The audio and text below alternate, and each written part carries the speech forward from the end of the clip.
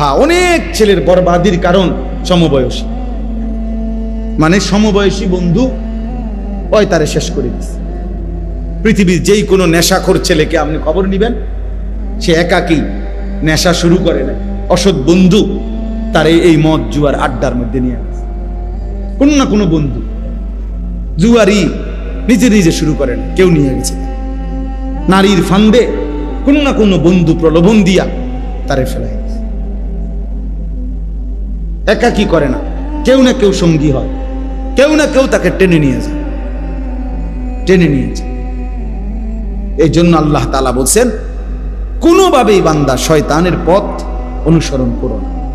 ওয়া ইয়াত্তাবি' খুতুওয়াতিশ শাইতান, যে শয়তানের রাস্তা অনুসরণ করবে, ফাইন্নাহু ইয়া'মুরু বিল ফাহশাই ওয়াল মুনকার।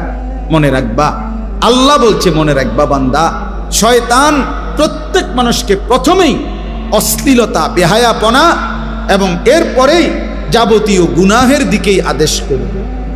এজন্য শয়তানের প্রথম চাওয়া প্রত্যেকটা মানুষ ফাহশা, অর্থাৎ ফাহশা অশ্লীলতা কি? আয-যিনা ওয়া মা আশবাহাহা, অর্থাৎ নারীর সাথে সম্পৃক্ত যত গুনাহ, এটাকে বলে অশ্লীলতা।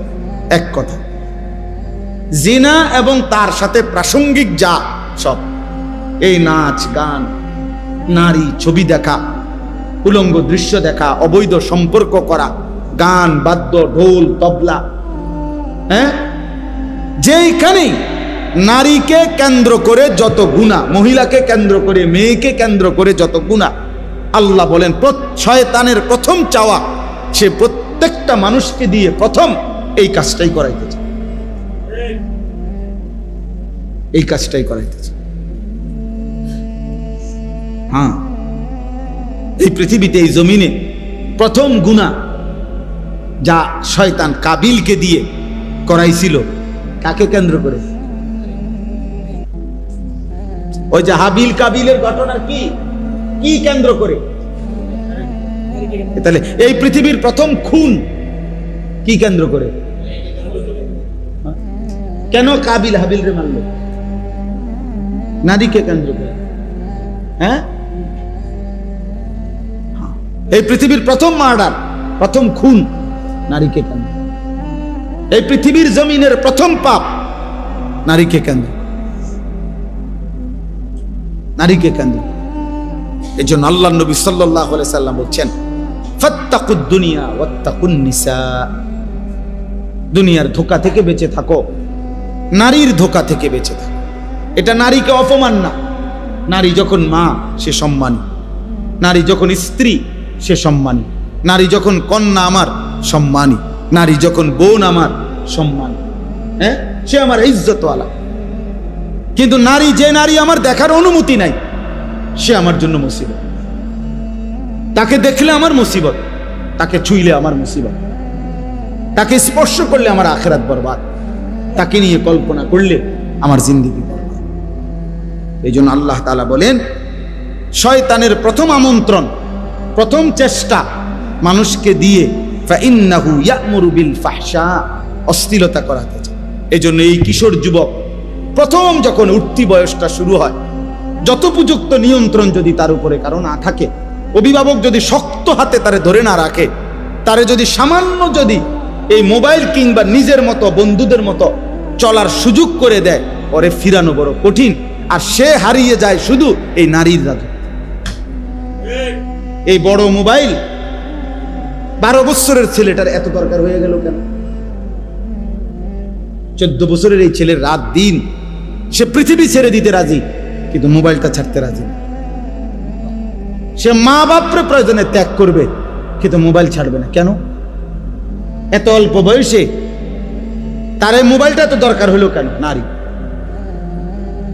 আপনি শুধু 1 সপ্তাহ নারীর ছবি বন্ধ হয়ে যাক মোবাইলে, সমস্ত মোবাইল দেখবেন রাস্তাঘাটে ফেলাই দিছে, অথবা বাঙ্গারি মালের দোকানে বেচা কটকুটি খেতেছে।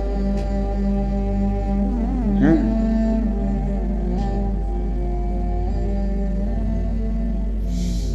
আমরা একবার পত্রিকায় পড়ছিলাম, কক্সবাজারে একবার একটা অত্যন্ত বিভৎস ভয়ানক নারী ধর্ষণের একটা ঘটনা ঘটছিল।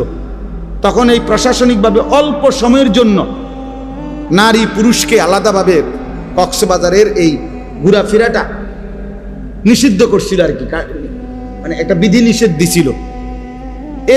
বেশ একদিন বা 2 দিনও চলে নাই, এরপর এটা প্রত্যাহার করে নিছে, কারণ সবার লাল বাতি জ্বলে গেছে। বুঝেন নাই? নারী নাই তো কক্সবাজার জমবে না, কথা বুঝেন নাই কথাটা? নারী নাই তো বিনোদন কেন্দ্র জমবে না, নারী নাই তো পার্ক রেস্তোরাঁ জমবে না। এজন্য আল্লাহ নবী সাল্লাল্লাহু আলাইহি ওয়াসাল্লাম বলছেন, ইন্নাল মারআতা তুকবিলু ফি সূরাতি শাইতান ওয়া তুদবিরু ফি সূরাতি শাইতান। বেগানা নারী সামনে যখন আসে শয়তানের আকৃতিতে, যখন সরে যায় তখনও শয়তানের আকৃতিতে, আকর্ষণীয় করে পুরুষের দিকে দেখা। এই জন্য এখানে স্পষ্ট আল্লাহ বললেন, ফাইন্নাহু ইয়া'মুরু বিল ফাহশা। প্রিয় যুবক, একদিন তুমি পস্তাইবা যে জিনিসের জন্য, যে নারীর আগ্রহে তুমি জীবন, যৌবন, শরীর, স্বাস্থ্য সব নষ্ট করে দিছ। একদিন দেখবা এটা এমনিই মিলে যাইত। 25-30 বছর বয়স হইলে অভিভাবক এমনিতেই বিবাহ শাদী করাইয়াই দেয়, অথবা বিবাহ হয়েই যায়, কন্যার বিয়েও হয়ে যায়, ছেলের বিয়েও হয়ে যায়। এই পৃথিবীতে এই পর্যন্ত মানুষের এই ধারা তো বিবাহের মাধ্যমে আসছে। তাহলে এই কোটি কোটি মানুষ সেই আদম হাওয়া থেকে যে সম্পর্ক হয়েই আসতেছে, সেটার জন্য নিজের থেকে কুত্তার মতো হয়ে যাওয়া কি দরকার? নিজের চরিত্র নষ্ট করার কি দরকার? আমি এই জন্য সব সময় বলি, যে চাহিদা আল্লাহ দিছে সেটা পূরণের বৈধ ব্যবস্থাও আল্লাহ রাখছে। ক্ষুধা যিনি দিছেন, হালাল খাবার তিনি রাখে নাই। তৃষ্ণা যিনি দিছেন, হালাল পানি তিনি রাখে নাই। তো তিনি যৌন চাহিদা যিনি দিয়েছেন, হালাল স্ত্রী তিনি সৃষ্টি করেছেন। অপেক্ষা করো, অপেক্ষা করো। এজন্য একজন ছেলেই বুঝো, নিজে সবর করো, আখলাকের হেফাজত করো, গুনাহের রাস্তা থেকে ফিরো, মোবাইলের আসক্তি থেকে নিজেকে বাঁচাও। সবাই একসাথে বদলাবে না, তুমি বদলাও। হিম্মত করো, পারবা ইনশাআল্লাহ। হিম্মত করো। বুজুর্গানে দিন একটা পরীক্ষিত আমল বলছে যে দেখার কষ্টের চাইতে না দেখার কষ্ট সহজ। এটা পরীক্ষা করে দেবে। অর্থাৎ তুমি যদি কোনো ভিন নারী না দেখো, মাথা নোয়ায় রাখো, তাহলে হয়তো না দেখার একটু সময় ছাত করে কষ্ট লাগবে যে দেখলাম না, কিন্তু এরপরে আর মনে পড়বে না, কারণ আমি তো দেখিই নাই, কি মনে পড়বে? কিন্তু দেখলে মনে পড়ে লম্বা সময়, এরপরে মনের মধ্যে অনেক কিছুই আসা যাওয়া করে, সেগুলো তো গুনাহ। দেখলাম একবার, এটাও গুনাহ। এরপরে যত কিছু এই নারীকে নিয়ে ভাবলাম, এটা গুনাহ না? তাহলে গুনাহ এবার বাড়তেই থাকলো, বাড়তেই থাকলো। কিন্তু মাথা নোয়াইয়া ফেললে, না দেখলে, হিম্মত করলে, হয়তো এখন একটু কষ্ট হইল, কিন্তু এরপরে তো আর গুনাহ বাড়বে না, কারণ আমি তো দেখিই নাই, গুনাহ বাড়বে কেমন? আল্লাহ আমাদেরকে তৌফিক দান করেন, আল্লাহ আমাকেই তৌফিক দান করেন। আল্লাহ তাআলা বলছেন, এই জন্য শয়তানের প্রথম আমন্ত্রণ অশ্লীলতা, নারীকে কেন্দ্র করে, ওয়াল মুনকার, এবং যাবতীয় গুনাহের দিকে আদেশ করে। ওয়ালাউলা ফাদলুল্লাহি আলাইকুম ওয়া রাহমাতুহু মা যাকা মিনকুম মিন আহাদিন আবাদা।